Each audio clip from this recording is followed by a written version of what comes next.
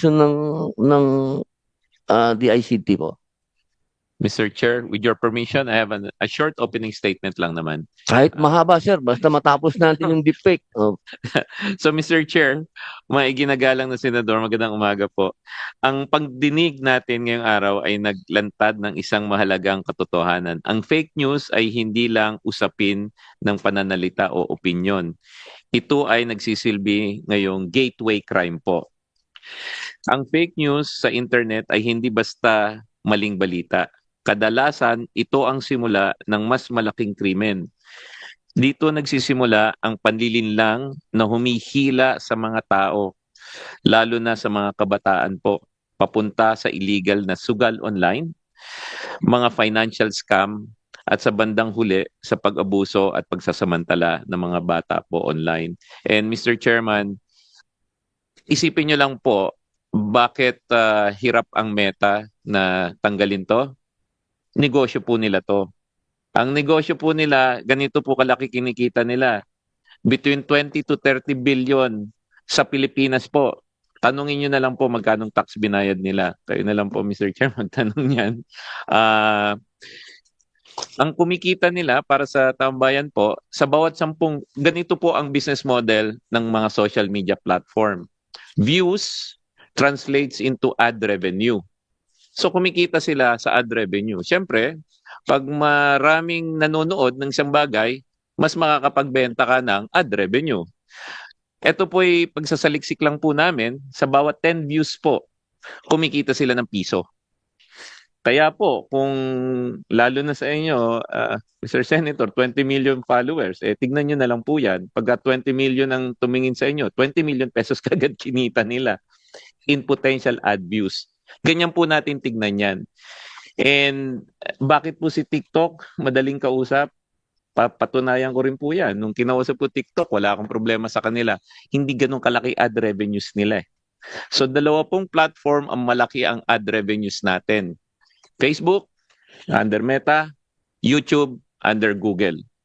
Pinagkakakitaan po tayo sa bawat pagtingin natin sa content nila. May content na maganda, kaso nga lang, fake news sells fast eh. Dahil dito, buong-buo ang suporta ng DICT po sa isang komprehensibong batas na tutugon sa fake news, magproprotekta sa mga bata at maglilinaw sa accountability ng mga platform. May mga konting suggestion po kami. At ito po na may napag-usapan din po kahapon sa LEDAC yung iba po nito. Mr. Chair, magalang po naming irinerekomenda sa committee na isama ang mga sumusunod na probisyon sa pagbuo ng committee report po. Una, mandatory local legal presence sa mga platforms. Dapat po nasa jurisdiction natin sila. Kami po naman sa CICC, kasama po ang mga law enforcement agency, hindi po namin sila mabot. Ang nagagawa lang po namin, pag blatant na talaga, kasama ko po si Commissioner Ella, blocking po. So, binablock namin. Para lang maintindihan po ng mga tao, pag nag-block po kami ng Facebook, hindi nyo makikita buong Facebook.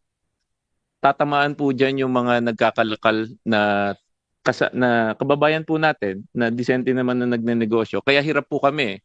Hindi namin madukot yung content, hindi namin madukot yung account holder sa loob po ng platform. Kailangan po sila yon. Kaya kami naman po, pag nangyari yan, meron nga yung community standards, pero minsan di sila sumusunod. Pangalawa po, notice and action mechanism na may due process. Notice, pag binigay namin, wag na sila makidebate. Ang sabi nga po kanina, bakit ba yung naargabyado ang magpapatunay na naargabyado siya? Yung fake news na nga eh. Diba? Pangatlo po, penalties for willful inaction pagkatapos ng notice. Pag nagbigay po tayo ng notice from a verified source na fake talaga yan, huwag nyo nang ipasa sa fact checker. Pampatagal lang po yan. Tandaan nyo po, 10 views, piso ang kita niyan. So, i-delay lang po nila yan. Pang-apat, sana po makabuo tayo ng tinatawag natin na Digital Safety Authority na naka-attach. Sana po, kung pagpapaumanyo nyo po sa DICT. Isa po ang halimbawa nito na ginawa na natin before, yung optical media board. Yung optical media board, binabantayan po nila yung mga napapanood nyo sa DVD, CD, VHS. Sana ganun din po tayo sa content. Dapat makita rin po natin kung angkop po sa kabataan at sa main population po yung mga content. Yung mga content po na hindi angkop dapat po hindi pinapayagan. Panglima at panghuli po, mas malakas na age-based protection para sa mga bata. Ginawa na po yan sa Australia, ginawa na po siya sa France, sa Spain. Ang ibig pong sabihin nito, kapag minor, huwag nating i-expose masyado sa social media dahil yung sa pag-aaral po, kita na natin incidents of bullying, incidents of suicide, incidents of OSAEC. Huwag na po natin pabayaan na may isa pang kabataang mabibiktima dahil dyan. Mas maganda po na may parental guidance po ang paggamit po ng social media. At mas maganda rin po bumalik ang mga kabataan natin sa pagbabasa ng libro. Dahil at sa sports at balik po tayo sa mga nakagawian po natin. Opo. Kapag pababayaan natin ang fake news, hindi lang maling impormasyon ang kakalat, krimen ang susunod. At hindi lang po 'yan. Mahilig po sila sa tinatawag natin na rage bait.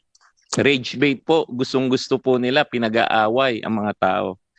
Ang social media naman po, ginawa po 'yan para magsama-sama ang mga tao eh. Ngayon, ang nangyayari, pag pinabayaan mo ang social media, nag-aaway-away na po tayo. May mga mag-asawa, mag-aaway dahil na rage bait yung opinion. Wag naman po, dahil pagkaganyan ng ating lipunan, wala na lang mangyari kundi mag-aaway na lang tayo. So, let the social media be naman a tool for bringing people together. Ngayon na po ang panahon para kumilos habang may momentum, nagkakaisa ang ating mga diwa, at malinaw na malinaw po ang hiling po ng taong bayan. Nag-survey na po kami at nag-consultation na rin po kami. 7 out of 10 ng nakausap namin gusto talaga i-regulate to. May isa na lang po akong dagdag para malaman nyo po yung negosyo nito. Natanong po ni Senate President, bakit ba hindi natin pwede i-verify yung mga tao dyan? Pwede naman po. Yun nga lang, and these are our friends from Facebook, bakit kailangan ka magbayad para ma-verify ka na totoong tao? So, ibig sabihin nun, pag hindi ka totoong tao, libre ka.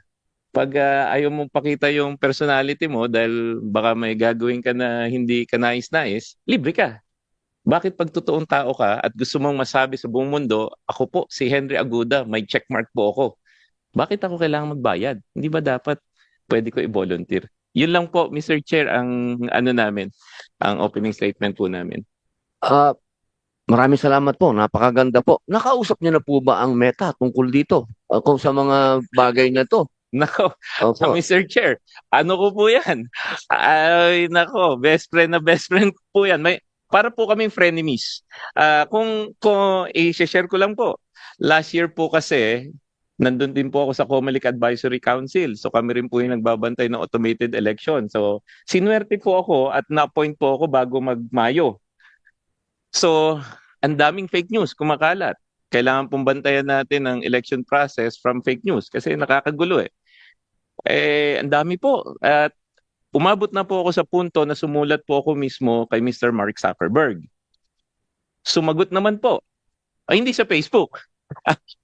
Nagpadala po ako ng traditional postmail. Papakita ko po sa inyo. Kakaiba nga eh. Sa Facebook, hindi po siya sumugot diretso, pero nagpadala po siya ng mga emisaryo. Medyo humupa. Pero yun po yung nakikita namin. Pagka ganyan, nagtutulak ako, huhupa, tapos biglang, siguro, pag nangangailangan ng revenue, tataas ulit. Negosyo po yan. Mahirap po ang trabaho nilang dalawa. Kasi po, ang may control dyan, yung mga boss nila na sumasagot. Magkano ba kita natin ngayon? Yun ang problema po dyan.